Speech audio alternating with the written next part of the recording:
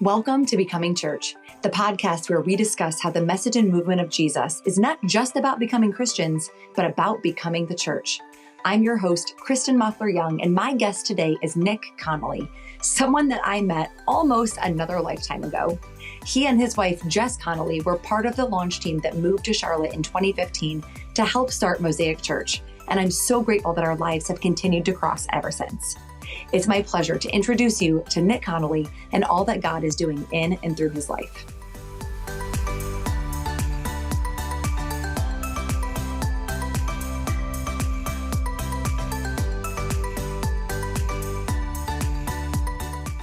All right, Nick Connolly, I am so excited that you are here, and it is only appropriate that you are on Becoming Church right now because Mosaic just celebrated our 18th anniversary as a church, and Mosaic is where I met you and your wife, Jess. Oh my gosh, 18 years? I know. Holy moly. Can you believe that? I can and can't. Like it's a sign of God's faithfulness, and also, wow, 18 years. Yeah. I feel like we are completely different people now. Me, you, Jess, Ash, Naeem, all of us, right? In all the best ways. Yes. Well, I think that we should becoming people. Becoming people, becoming the church, becoming better reflections of Jesus. Exactly. I feel like we should give people a little behind the scenes history, right? So people that would know us now but didn't know us back then would be shocked probably to learn that you and I served on the same team when Mosaic started. Yes. Do you remember what team it was? I served on so many teams, but here's what I'm pretty sure is that whatever team I was on, you were probably in charge of it. You're a high capacity leader. That did happen quickly. That happened quickly because they removed me from my position on the worship team. That's where we served together. Oh my God. Yeah. Those were the days. The worship team.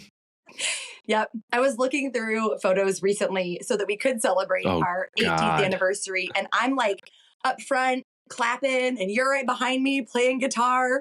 I mean, incredible. Those were the days. Do you still play? No. So I gave all of my instruments to my kids so they could be better musicians than I could be. There you go. Yeah. Well, next generation. I don't sing anymore either. They took my mic away whenever I tried, so I had to pick up preaching so that I could get it back. Listen, I just know that I'm going to need a mic. I don't care where you give it to me. It can be a podcast or a preaching mic, but I need a mic. I'm just kidding. Thank you so much. Now, hey, look, now I got both, so joke's on them. You got both. Well, yes, I met you and Jess in Charlotte at Mosaic. We were on the launch team together, starting this church with Naeem and Ashley. But after your time with us in Charlotte, you guys made a lot of moves, both in ministry and physically, like across the country and back. And I know your story, and I know that it wasn't all easy. But looking back, what do you think God was teaching you in that season? I think the biggest thing was just obedience. I think sometimes we're so focused on the actual what God might be calling us to. So like, what's the end thing or the end goal? And what I noticed is usually God is more concerned about the process.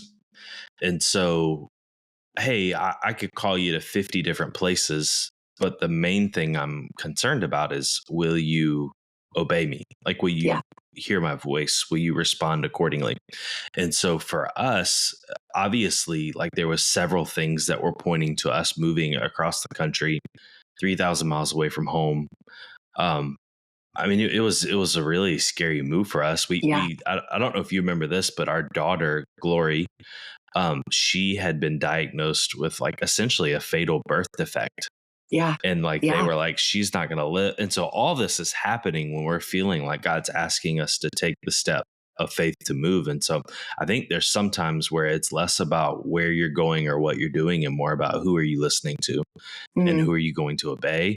And that was just that move for us. And honestly, every move after that, like there was one time, and you're a Midwest girl, right? Yep. Born and raised Yep. on the playground is where you spent most of your days. Yeah, exactly. We had an opportunity to move to Fort Wayne, Indiana, and when the guy asked me, I literally said no. Like he said, "Hey, would you ever consider?" I said, "No. I Mhm. know I know a lot of things about me, but one thing that's true is I need the left or the right coast in my life.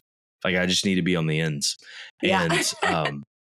And so when he asked, I said, absolutely not. And immediately God convicted me. Immediately I felt like I didn't pray about this. Yeah. I didn't think about it. Like I just said no. And turns out like, we were there I knew we weren't going to be there too long, Mhm. which helped. But also like we got a Mother's Day snow and we felt like we were supposed to take another transition to move. And man, there's nothing like 2 feet of snow on the second week of May that confirms your choices in life of like, yeah, I think we're done here. Yep. That was God going, okay, guess what? You did obey. You did what Yeah. I asked. And so your reward Oh is man. I will remove you from the Midwest actually and put you back Oh my on the gosh. East Coast. It Oh my was gosh. quite, I mean, we had a Toyota Corolla and this is not important details, but it just was how bad it was. We had a Toyota Corolla. We did 3 kids. So it was the 5 of us in this Toyota Corolla. And I remember it was 2 feet of snow and I would have to move the snow to get the car out, but then the snow would be in the middle of the road. And so then I'd Okay. have to move the snow back to where my car was. And I was like, people live like this. Yeah. Yep. I know. And no shade, listen, no shade to our Uh, Midwesterners, but it is oh my for gosh. people that have never experienced it, like it is like nothing else. Like Southerners have no idea. I think the first time when I No moved to idea. Charlotte from the Midwest and I was teaching kindergarten and we had a snow day and I woke up and I was like, snow day, no school. And I looked outside and I was like, I can count the number of snowflakes falling on one hand. Like Oh yeah. what is You happening? say that. You say the S word and everything shuts down. It's like you can't say that. You can't say the S word. But Jess and I always say this about the Midwestern people is that you're the strongest people we know. Like you're stronger Mm, than I am. Like you just there's a hardiness to your life yeah, that there I is. don't have. Yeah. Yeah. All right. So was it after the Midwest that you guys came back to Charleston?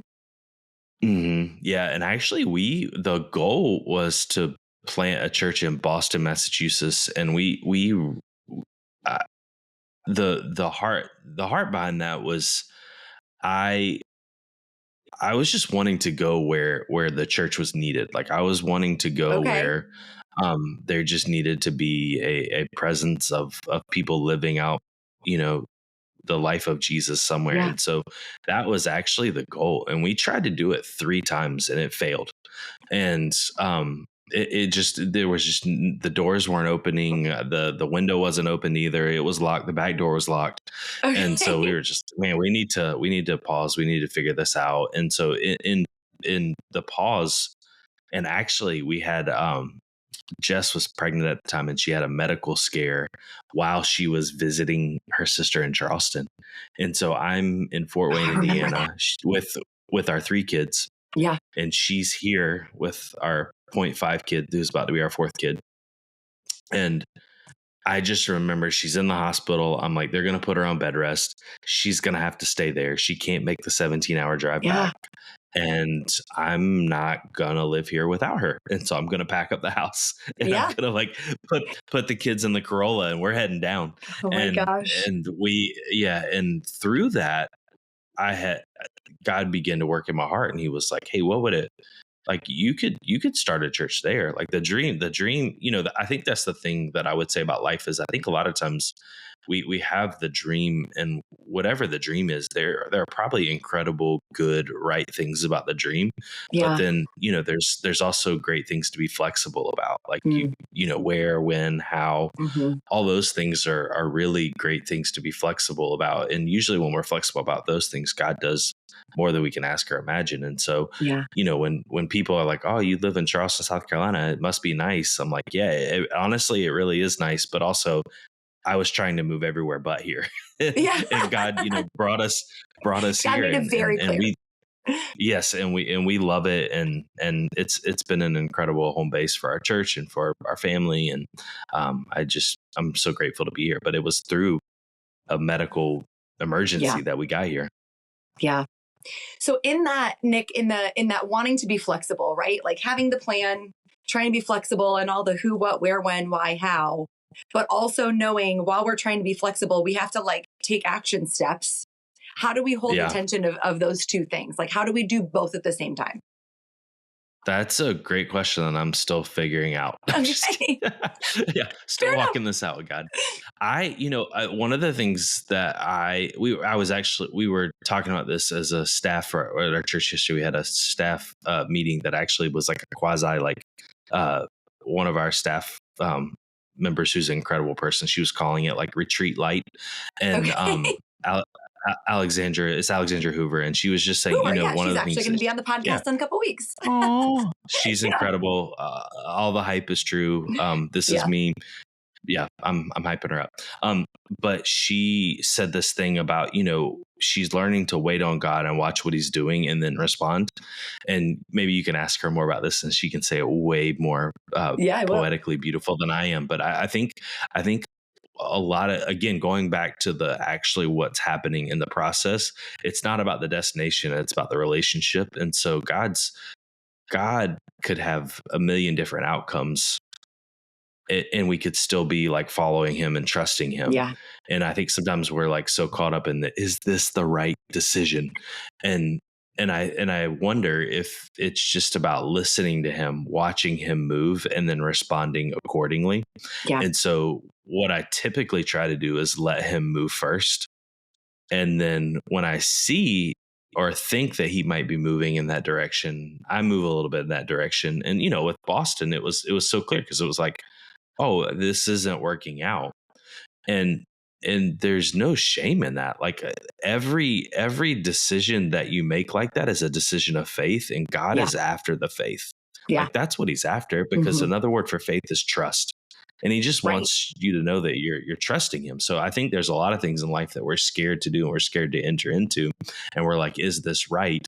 And God's like, well, if you're listening to me, you love me, you trust me, you believe in me, and you're going to do this by faith, then it is right. Yeah.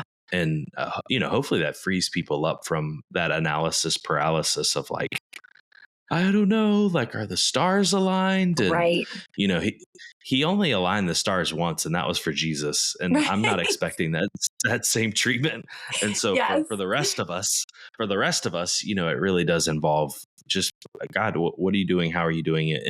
And I, again, just, there's no shame or condemnation or guilt when you're trying to move and follow Jesus. Like that's all he wants. Like he's after our heart. He's not after the destination. And so I feel like if you're moving in those ways, then it's a beautiful relationship. I think that we always, every time I think about God's will, right, and trying to like, what is the right thing? And we're trying to figure out the right thing. Like you said, I think we get stuck on thinking that there's only one option.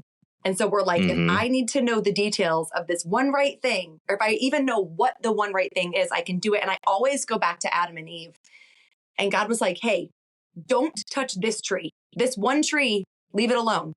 Yeah. He didn't say, here is the one right tree for you. He didn't say, my will for you is to eat only these apples. He was like, you have all of these choices and all of them are fine and all of them are good. He never gave them that specificity. And I think every time I remember that, it brings freedom of going, there's not necessarily one right person, right job, right purpose, right art, right craft. Like there's so many options that God is like, hey, all of these things are okay. All of these things are I will be in it with you if you choose to let me and include me in your plan. Yeah. There's one God. That's the only one. That's right. like you just said, there's me and I'm here for you, and everything else you have dominion and authority and power. And I think the church would live in a better place if they took up that mantle of humble authority, like humble dominion. Like I just feel like it would be a better landscape than sometimes it is. Yeah. So when you moved to Charleston, you decided to start Bright City, your own church. Was so exciting. What was that decision like? Like, did you always know that you wanted to be a pastor? Well, what was interesting is when we were at Mosaic, I think I really was so. I think sometimes when you live long enough, sometimes you're just serving where you are. Yeah. And that's a beautiful thing. And so there was a lot of things we did at Mosaic because it was those early days that were like, this is what we need. And so therefore It we needed do. to be done. Yeah. And yeah. And so one time I got to speak for the student ministry at that time. And I think, back in the day, it was every ministry had a number name. And so I think we were called 412. And, Probably, yes. and I think it's either 1st or 2nd Timothy 4:12, where it's do not let anyone look down on you because of your youth. So I think it was rooted in that. And I got to speak one time, and speaking was never on the radar. And so I got to speak, and all of a sudden I just felt like it unleashed some desires in my heart that I had never exercised or processed. And so from that began the process of like, hey, what would it look like to do a little bit more within the church? Like, what would it look like to walk this thing out? And, randomly recently, my mom passed away in 2004. And one of the things that I have is I have her Bible, but I also have a Bible that she gave me. And in that was this passage. It was a sticky note, and it was like Jeremiah something. And then below that, it said, "You will preach the word." And I just found that, like, it was, I think last year, the year before, I just saw that sticky note. And so I think, you're always, or at least for me, I'm always slower to arrive at where God has me.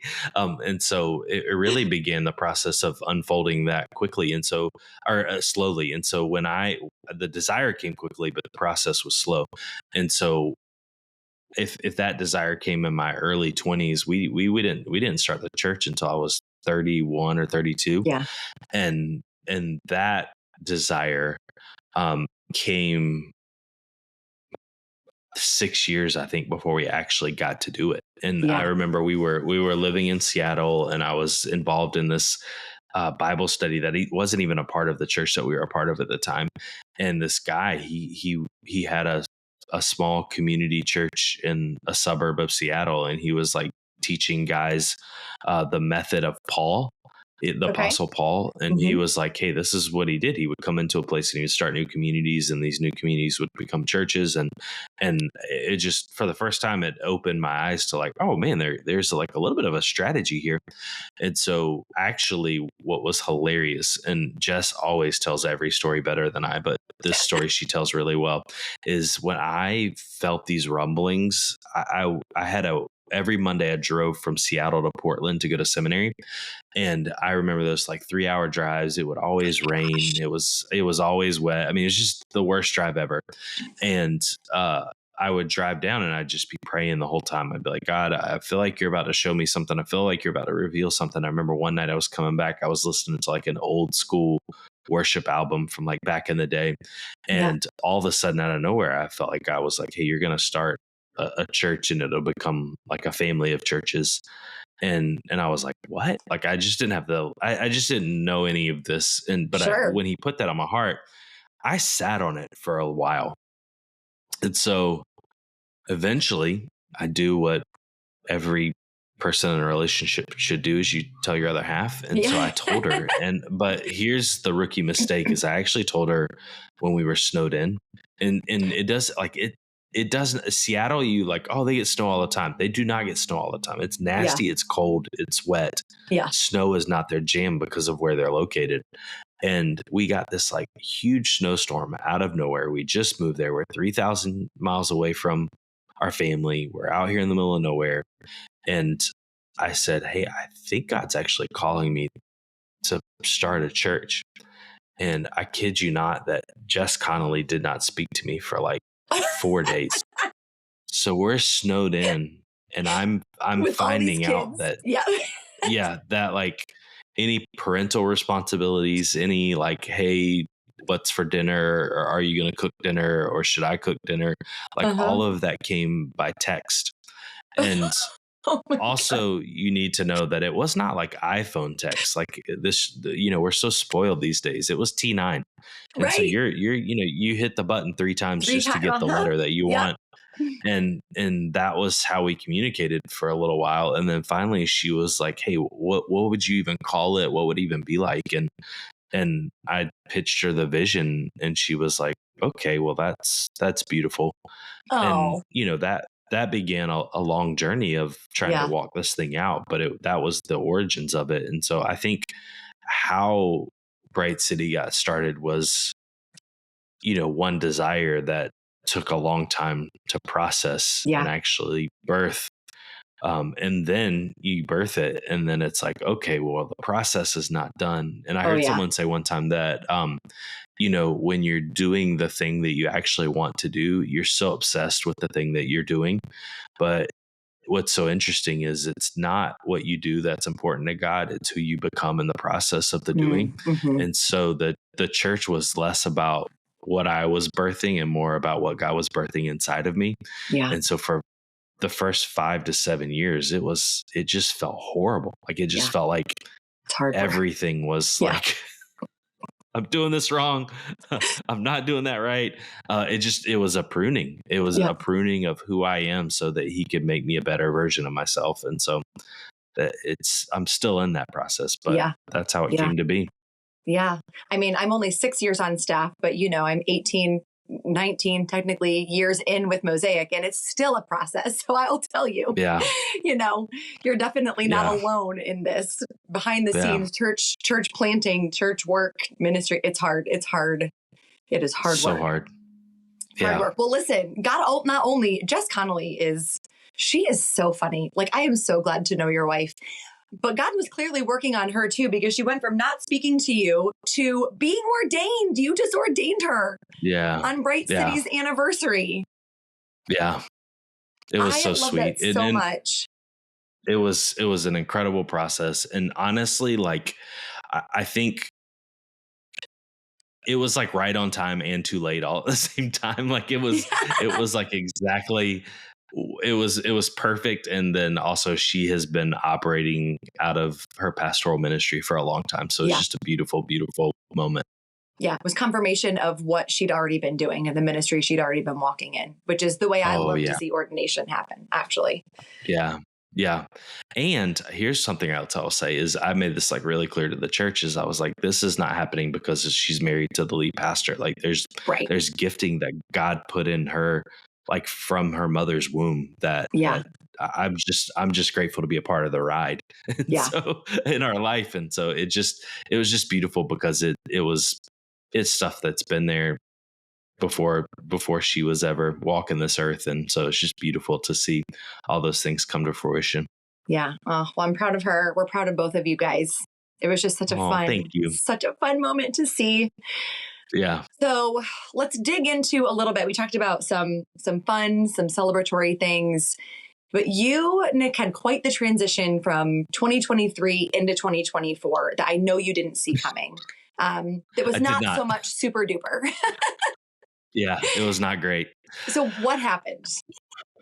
Well, the first mistake is that I wrote a book called Don't Give Up Just Yet. And so if you're going to write a book, like write on puppies, write on zebras, like write on unicorns, easy. But do not. Yeah. Like the whole, the irony isn't lost on me, but basically at the end of 2023, out of nowhere, it actually started right before Thanksgiving.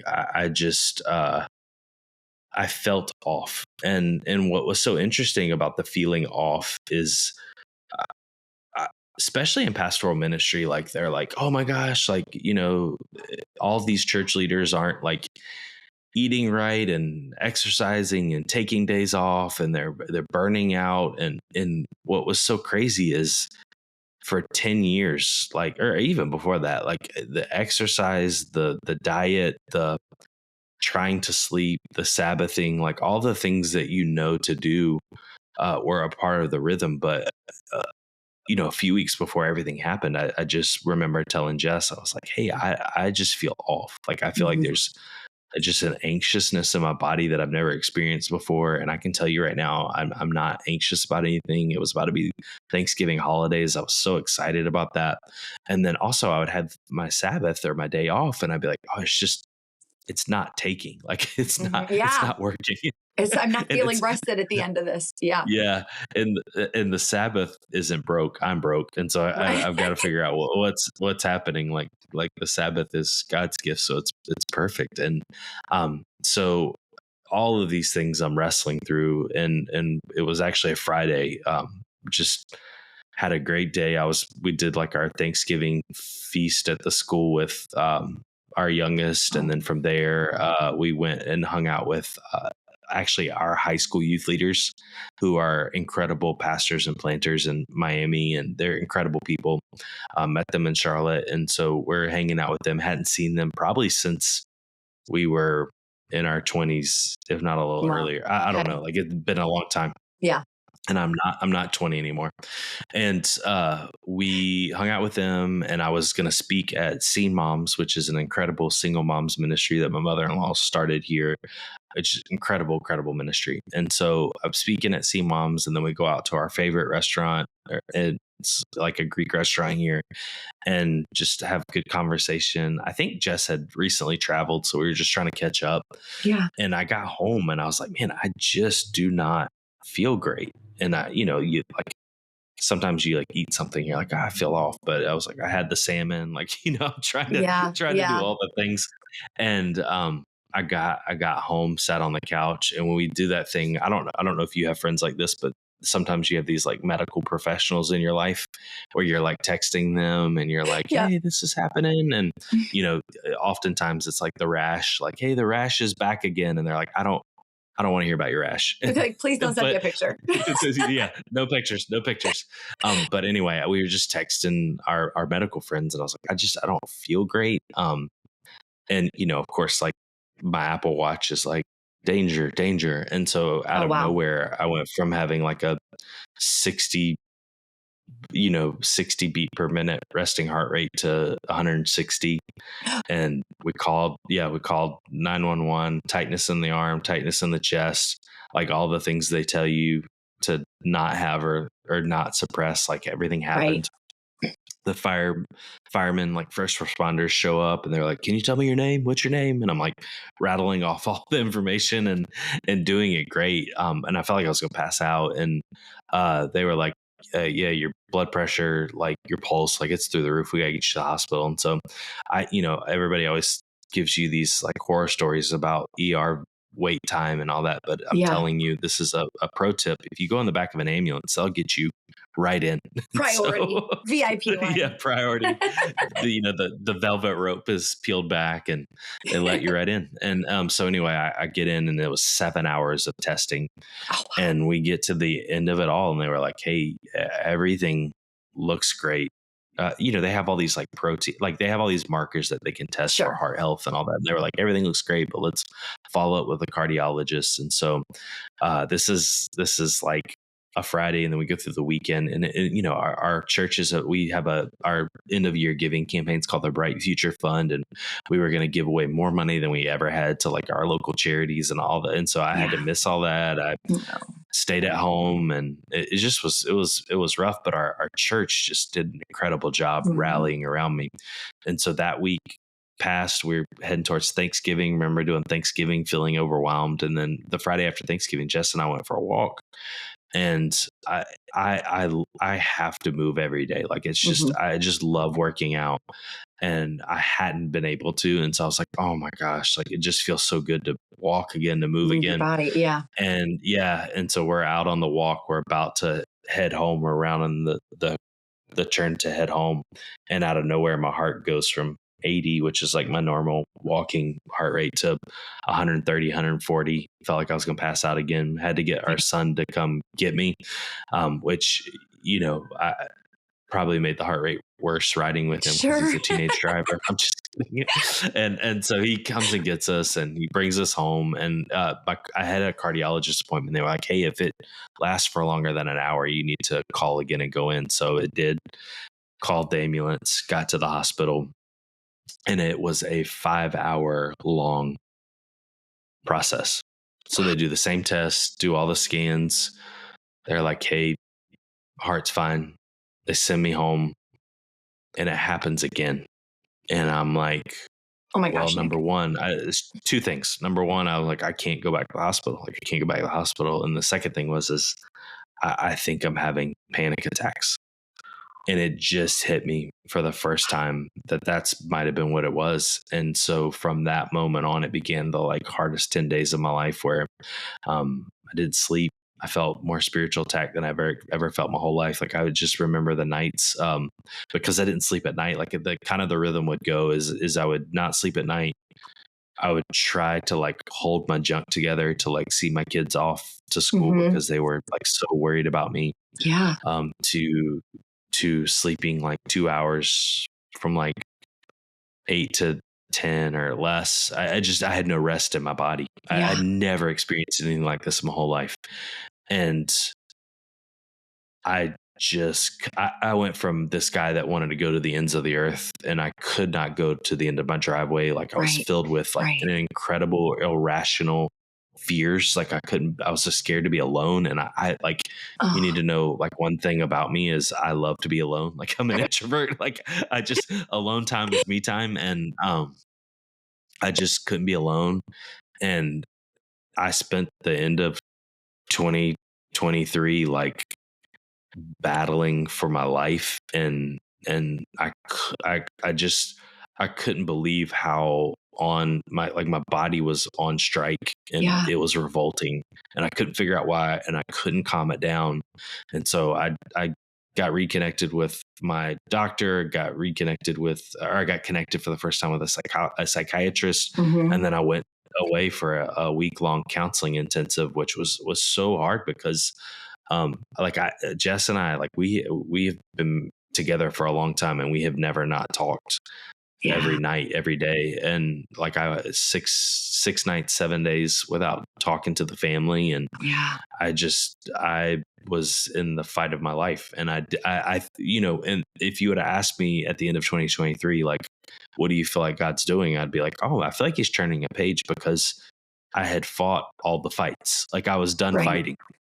And then it was like, just kidding. And there was just the biggest fight that I had never known existed happened. Yeah. Well, and you kind of alluded to it, but so like here you are, right? Getting ready to launch this genuinely great, encouraging book into the world, a book on persisting when you're facing overwhelming resistance and yet you're fighting for things that are beyond your control. So like this couldn't have been coincidence. What do you think was the root of it, the cause of it? Like, what do you think was going on? Oh my gosh. I'll dive in. I'll take it in two ways. There was the attack of it all. And then what I came to realize at the counseling intensive is, the attack. Like I remember those nights, like hearing, this is going to sound really weird, but just hearing a voice like saying, you should give up. Like don't you want to give up? Like just tap out. Like just tap out. Like tap out of everything. And I had like never experienced anything like that. And I just remember like I would have I have friends that are a little more seasoned than I am, and I know that they're early risers. And so, one of my dear friends, actually, Pastor Naeem knows him, is a friend of ours at Seacoast, and I knew that like homeboy gets up at like 4 a.m. to like pray and seek God, and he's just an incredible man. And so I'd be like, if I can make it to 4 a.m., I could text so and so and just tell him to pray for me. And if I can make it from 4 to 5, then I can text this other guy who I know gets up at 5 and they could pray for me. And then finally everybody would be up and then they could pray for me. And the attack was unlike anything I'd ever experienced before. The second half of that is when I was able to go away and process everything, is because of my life story and how I was raised. I was raised in a single parent home, and my mom had gotten cancer early on when I was really young. And so I just remember living a life of high responsibility. Like it was always on me. And even if it wasn't, like I just felt that. And so fast forward to 35 years later, and then you're doing pastoral ministry, and you have all these things happening around you. We just had a high intense season of pastoral ministry, of things that just weren't normal. And I just, the actual weight of, like, I believe that I could care and not carry everything, but somehow my body was carrying it all. Your body And remembers. Yeah. my body was like, no more, it's over. Like, we're not doing this anymore. And so when I went away with the counseling portion of it, it was in like group therapy session, and everyone in the room was like, your life is not normal. Like, you are carrying, and this place has no idea what I do. Like, you're not allowed to tell anyone what you do. And they're like, I don't know what you do, but this is not okay. And this is not normal. And it was the first time that I ever heard, like, hey, life doesn't have to be this way. Wow. Yeah.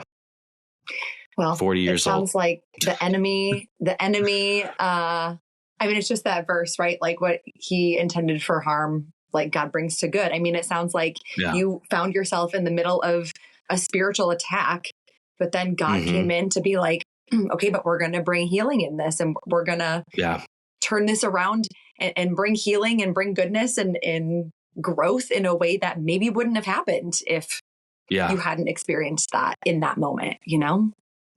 Oh, I feel it now, but in the moment I was like, I cannot do this. Like, I cannot do another day. I cannot do another moment. It was just, it was hell. It really was. And it's not lost on me, Nick Connolly, that I've got your book right here. I remember I texted it to you when I got it. I was like, look, it's not lost on me the fact that you just told a story about hearing a voice telling you to give up when you had written that exact same thing about a friend of yours in this book. Like, I just got teared up listening to you talk about that, because I'm like, man, the enemy comes for us in ways that we think we don't have to fight him, or in places where we're like, we think we're immune to, or it's for other people's problems or whatever. And we just, he knows, you know, God always knows more. God always is going to win. Yeah. So I want to tell you a story. Actually, I'm going to let you recoup, because I want to tell you, you did not know this. I don't think I told you this. These are the pages that I got to read that you emailed me a year ago. Yes. And so, like, I have all my notes on here, and I was looking through this morning, and what you don't know is that when you were finalizing your manuscript and, you know, asked me, I was so honored, but it also was really divine timing for me to get to read these words a year ago when I did, because I have not shared this publicly on any forum, but I had been in contact with a writing agent at the time. Pastor Naim is actually writing his second book right now. And so, wow. Insider information. So you heard it here. That's right. So I had been in a conversation with him and just trying to figure out, like, what's the next direction for his book. And I thought that I'd had a conversation with an agent who seemed very interested in my ideas and what I wanted to do. And so I was getting all excited, thinking, like, finally, this God dream, this thing that God had put in me, you know, like, oh, it's finally happening. And so I reached out to him to, like, make it official. And basically the response that I got was so gracious. It was so gracious and kind. But he basically was like, listen, you do have good ideas. Like, you've got great thoughts and concepts and ideas, but no one knows who you are. And so, like, we need you to build a platform so that we know that people are actually invested enough in what you want to say that they're going to spend money and, like, put money toward it. Right. And I know that, like, I know that's part of the publishing business. That's the process. Like, I know that that's all part of it. But in the moment, I was crushed. Like, I was super bummed, because I just felt like, God, like, I think that you want me to do these things. And then every time I try, like, it doesn't work out. And so then I get your book about not giving up and persisting and not quitting on what God has put within us because of the challenges of the world. And it just felt like, Nick, that it was God telling me, like, not to give up, that, like, maybe it wasn't time, but not to quit. And so, like, truly, when I endorse this book and I tell people to buy it, like, I mean it. I'm so serious. Like, it is so easy to read. I flew through it, but it is also so genuine and encouraging in a way that just made me feel seen without feeling patronized. Like it wasn't one of those like, everything's going to be okay with Jesus promises. Do you know what I'm Yeah. saying? But Yeah. it was like, hey, God's got you and he sees you. And so I just want to thank you for going through what you went through and persevering and writing all the words and the things that God put on your heart, because if no one else needs this book, I needed it. So That's all thank that you matters. for writing this just for me. I mean, I'm so grateful. Yeah. And what was so cool about that process is I'm sending it to you and a few other people because I'm like, Yeah. I just need to know I'm heading in the right direction. Yeah. And one of the things I've noticed and I don't think this would be a shock to anyone is that one of the biggest human battles is resistance. Like there is just resistance everywhere. And then if you are following Jesus and you are trying to live a life that he's called you to live, the resistance factor like multiplies. Like it just does, because it's the same. Like we're in as we're recording this, we're like towards the tail end of January, and we all have these like incredible desires and New Year's goals and dreams, and we set out and we're shocked at how hard it is. Like so if we're wanting to get up at 6 a.m. and read our Bible, there's all these like external factors that are warring against that discipline. And that's how it is with all of life. Is like anytime you've got the God dream or the God goal and it's in your heart, like there is going to be so many things in this life that war against that. And what happened to me early on is I let the resistance instruct how I should go. And so if it got hard, I was like, this isn't God. And, a few years ago, I just shook my head and I was like, oh my gosh, like it's actually hard because it is God. Like it actually, like the resistance is actually a confirmation that I'm heading in the right direction. Oh, that's good. And so anytime things get hard, I'm like, well, I'm on to something, and I'm going to pound the concrete until I figure it out. And so when I had the darkest nights of my life, I don't mean this to sound cheesy, and like everybody who's in my life would tell you, like I'm not the guy that like listens to my own words and reads my own stuff. Like it's painful for me to like listen to me preach or read something I wrote. But I remember there's a chapter in the book on spiritual attack. And I remember being in those nights, and this is like, I've been reading the Bible all night. Like I've just been pouring. I'm like, why isn't, is this taking? Like what's happening? Yeah. Like the Bible's broke, and it wasn't. I was just like, I was warring. And I remember opening the book to attack multiple times and just reading it over and over and over again. And I was like, hey, I've seen God do it before. I know he can do it again. Like I've seen him come through before. I know he can do it again. And I think sometimes we always feel like we're a victim to what's happening in our life. But if we follow Jesus and we put our faith in Jesus and we have our trust in Jesus, we actually have an incredible victory, and we have an actual incredible power. And so sometimes the resistance and the battles that we experience in life, sometimes we get offended by them, but actually God's like, hey, I want you to know that there's more in you. Like, I want you to know that there is a power in you that you haven't tapped into yet. And there is a part of your life that you haven't, a victory that you haven't experienced yet. And this process is going to be hard, but you're actually going to come out of this more powerful and more aware of the power of the Holy Spirit that's in you. And so those days were hard, but I came out on the other end, not having more faith of my capacity, but more faith of his capacity in me. Yeah. And I wouldn't trade that, because whatever is happening for the next 40, like I need that, like the next 40 years, like I need to know that his power is a force to be reckoned with. And I needed that. Talk to the people, Nick, who are in the battle right now, like who don't have the luxury of looking back yet and going, oh, now I can see why I'm going through what I went through. And the people that are in it right now who really are on the verge of giving up, whether it's a dream or whatever it is. What are the practicals that they can do to try to trust God more? Assume they're already praying, they're reading their Bible, they're believing God, like all of these things, and they still just feel stuck. Yeah. Well, I would say is that is absolutely normal. Like, I think one of the biggest, if resistance is the first tool of the enemy, I think Mhm. the second tool or lie would be that you're stuck, and he's going to try to convince you that this is how it'll always be. And so Mhm. the book really is set up to be a triage for your soul.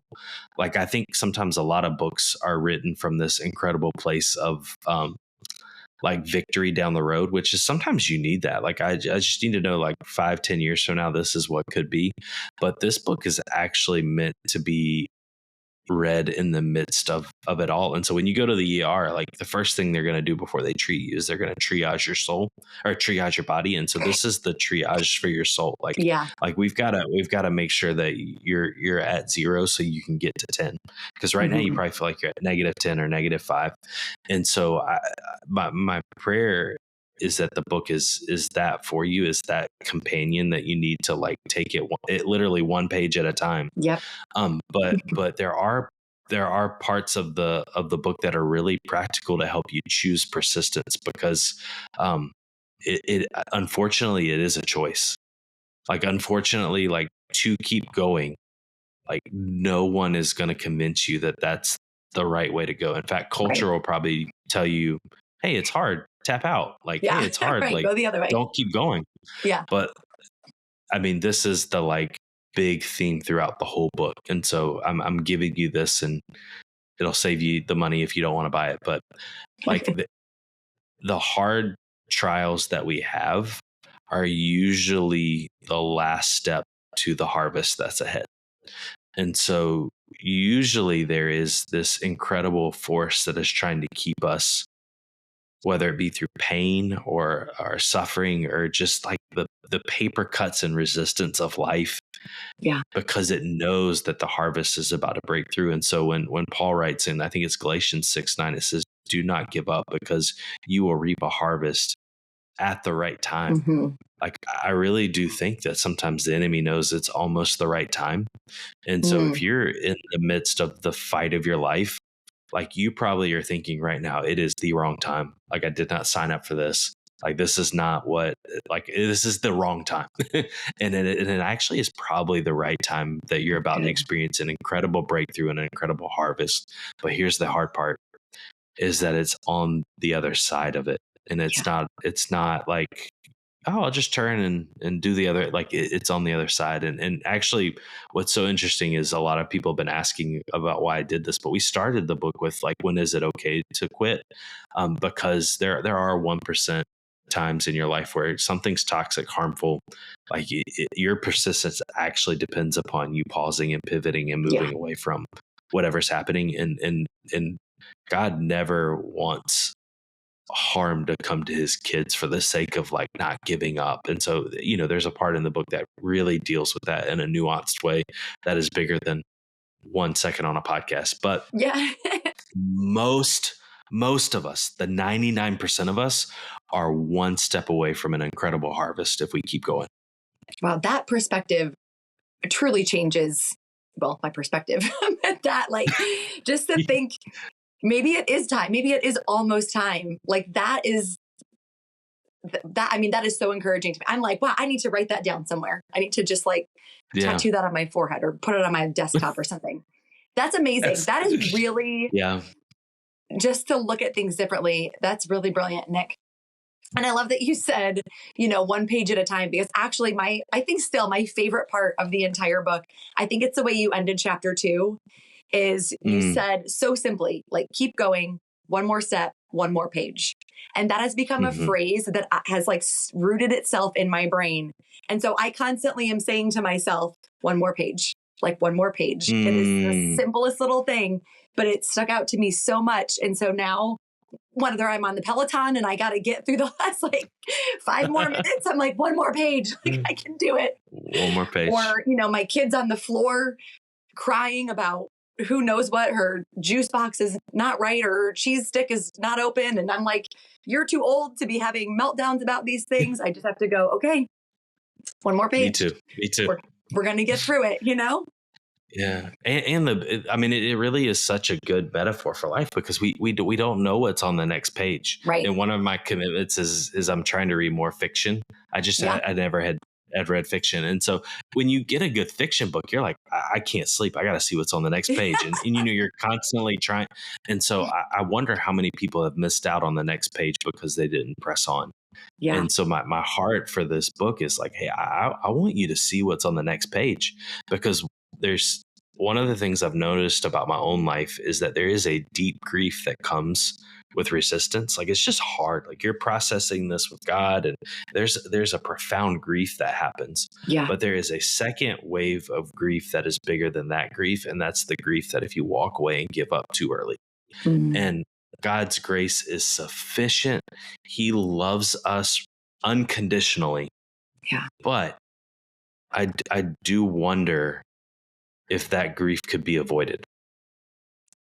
What would that look like? Yeah.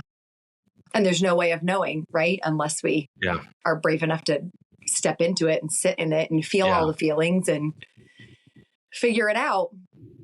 Yeah. Well, let me ask you one more thing about the book. You mentioned having, nuanced things. And like I said, it's not spiritual Band-Aids. It's not just like full of platitudes that are going to or Pinteresty and, Instagrammable. And so in chapter 12, I'm sure we can come up with some of them for you for marketing, Okay. In chapter 12, you talk about living in the tension of both God will solve this and we might not see resolution on this side of heaven. And so this is definitely one of those nuanced, challenging things that sounds so great, but practically, how do we live in that both and space that yes, God will resolve it, but I might not ever see that happen. Yeah.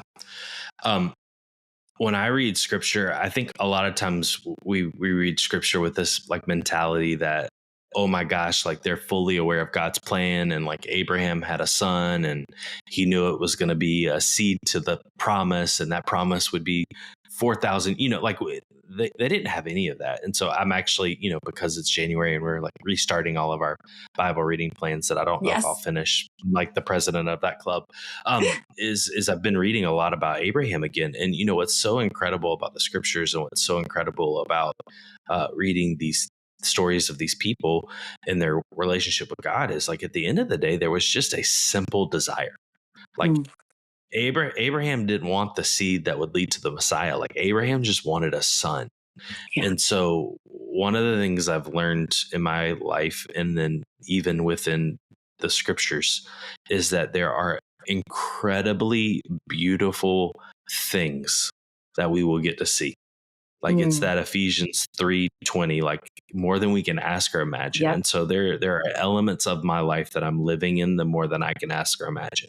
When I look around and shake my head and look past all the resistance and all the things that are hard and all the troubles, it is a beautiful life that God has created for me and in me. But with Abraham, there is also parts of his story that God promised him this incredible land and he never saw it. The guy lived out of tents. Every time he's moving, he's setting up his tent every time. And I just know I'm not a camper like that. I'm not even a glamper, and I know this about my life. Same. And so there are parts. Thank you. And there are parts about Abraham's promises that he didn't see this side of eternity. And so it's a tough tension. And the tension is a result of the fall. But what's so incredible is that God's never withholding from us. And when you read the New Testament, you see that God is actually preparing a place for us that will be better than the place that we're in now. And so will we see incredibly beautiful things on this planet? Absolutely. Will we see incredibly hard injustice and hard things that unfortunately won't be resolved this side of eternity? Absolutely. And that's the point, because there is a place that is coming where God will resolve it all and he will fix it all and he will make it all complete. And so it helps me, number one, have something to look forward to, but also just not, we say this, but just not put so much hope in this world. like we feel it. We feel an angst in this world because we're not created for this world. Yeah. We're created for the garden and the city that's to come. And so I think a lot of times we think that those things will be solved through like new habits or like new jobs, or I can move to a new place and um, I'm going to quit everything and travel the world. And what we realize is, yeah, there'll be incredible like things that happen in that, and there'll be hard things that happen in that, but we will still have an unresolved tension if it's not tied up in and through Jesus. And it's beautiful because he wants to tie up that tension in our hearts, but it's hard because we have to wait for eternity. Yeah. Well, like you said earlier, another word for faith is trust, right? And so Yeah. that's that. It's trusting, it's believing, it's choosing to believe that there is better, there is good, that we will eventually get there when we have nothing but God's presence. All right, Nick, last question for you. Because the show is called Becoming Church, what can the people listening do to become the church to people around them, even as they're going through their own challenges? That's good. So actually, maybe I'll connect two dots. One thing that we had talked about off podcast was I mentioned Ted Lasso in the book. Yes. And it is one of my favorite shows on the planet. And I'm actually rewatching it again. And what's interesting is I'm watching it again. And the last time I watched it, I hadn't had panic attacks. And this time I'm watching it and he's having panic attacks. And so it's been like incredible healing to watch it again. But there is one of my favorite all-time scenes is the dart scene between him and Rupert, where he's throwing darts and they're at the pub, and Rupert is just one of those guys that's like, I mean, that the guy who plays that character, I mean, Rupert is just one of those guys you're like, if I see him on the streets, I'm gonna rough him up. Like he's just playing a character, but he's an incredible actor. Yes. And so Ted and him are throwing darts, and all of a sudden, Ted, he thinks he's got Ted, and then Ted's like, "Hey, actually, if you would have asked a few more questions and have been a little more curious, you would have known that I've played darts every day or every Sunday with my father since I was the age of like 16 or something." And so bringing it full circle, I think one of the most powerful things that the church could do in the future and in the present to become who God's asked us to be is to be more curious than judgmental. And does that change what you believe? Absolutely not. Like you could come away believing the same thing. Like you can come away holding your truths. But I just wonder what would happen is if we find out why people live the way that they live and believe the things that they believe versus like arriving at a judgment over those things. And so that scene is just so powerful to me because when I look at the life of Jesus, like the guy knew everything, yet there was a profound curiosity with how he lived his life on this planet. And he would ask questions. It's like he knew 5 steps ahead, and he's like, "Hey, so tell me about that. I actually know you have 5 husbands, but tell me more, or tell me." Yeah. And so I just think if it, on a human level, if the church is going to be all that God's created it to be, it doesn't mean that we change what we believe. It doesn't mean that we arrive at a different place, or arrive at a different place, but maybe we take a different journey to get there. And part of that is curiosity. Part of that is finding out more as to why people believe what they believe and live the way that they live. And I think if we do that, we'll actually love them better. Amen. Listen, I am over here. I'm like, I want to stand up and like, come on, somebody. That Nick Connolly, that was so good. So good. Yes. I mean, and like curiosity is just a powerful, powerful force, and it doesn't cost us anything. And it does, again, it doesn't mean that we arrive at a different belief system. It just means that we're able to love people better in the process of it. And I just find the more and more I ask people questions as to why they believe what they believe, I'm able to love them so much better than if I said, "Hey, what do you believe?" "Oh, okay, good. We're out." That's it. That's all I needed to know. And one of the things that is so interesting about our church, and I get flack from it all the time, is we don't put our statement of faith on our website. And part of that we have a statement of faith. You ask me, I'll send it to you. It looks incredible. It's fine. But I just want people to be able to arrive at whatever part of their belief journey that they're on. And, part of the church's job is to shepherd, right? Like you shepherd someone and you don't have to shepherd someone who's already at where they're supposed to be. Like you shepherd people Amen. in a process. And so I don't understand why we're so afraid of that process. And I just love that Jesus did that. He's like, hey, follow me. We'll figure it out. You're going to say a lot of dumb things and I'm going to get frustrated, but we'll get there. And I'm going to keep bringing you along, and I'm just going to keep explaining it to you over and over again, even though we both know you should have learned this lesson by now and figured this out. I will turn to my Father one day and say, how long, O Lord? But seriously? I'm going to come back and we'll do this together. Yep. Oh my gosh. The last thing just to that curiosity is like, I think even when it comes to evangelizing, like, I don't know what other word to use. That's why I'm air quoting it. But I think if we want to reach unchurched people and we want to reach people that don't know Jesus, curiosity has got to be the lead. Like, not only is it going to allow us to love them better, but it's going to tell us what their actual needs are. If we're telling them you need Jesus so that you don't go to hell, and that's literally the last thing on their mind, that's never going to work. Do you know what I'm saying?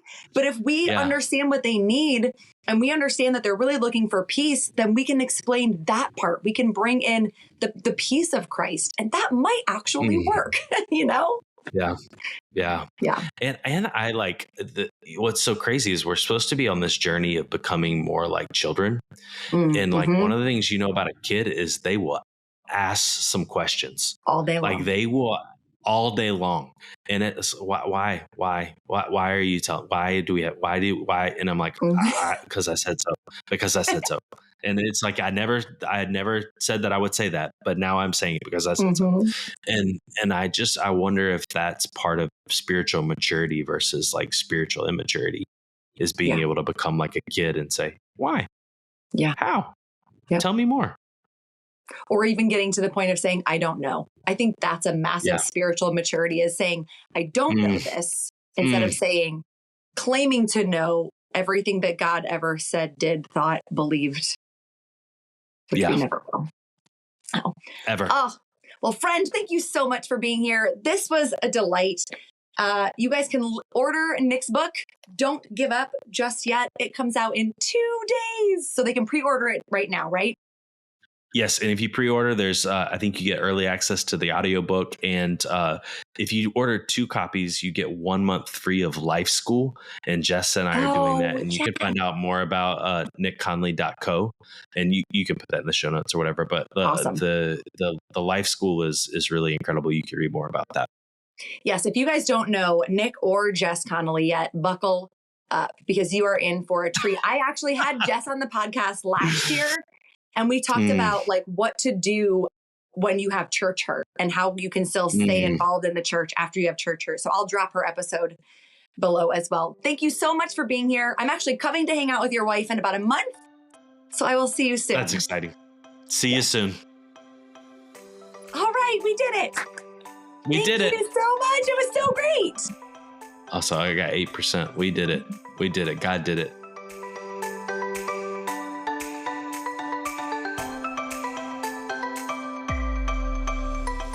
Like Nick mentioned, he and Jess are offering 1 free month of Life School to everyone who pre-orders 2 copies of Don't Give Up Just Yet. And honestly, who doesn't need a month of help? Even if you've never considered talking with a life coach, or maybe you even give the whole concept some side eye, I've seen in my own life how bringing in the perspective of someone from the outside can reveal things in your own life that you're blind to, just because you're so deep in everything you're trying to juggle. Nick and Jess both juggle many plates and wear a bunch of hats. So not only did they get what it means to be in the thick of life, they're also just lovely people to hang out with. Remember to subscribe or follow the show on whatever platform you're listening on, because we have even more incredible episodes coming up. I got to interview the person who maybe has influenced my faith more than anyone else ever has. And that conversation is coming to you in the very next episode. I know people say this all the time, but you really don't want to miss it. So hit that follow button. Until next time, Stay curious, like Nick said, and keep becoming church to the people around you.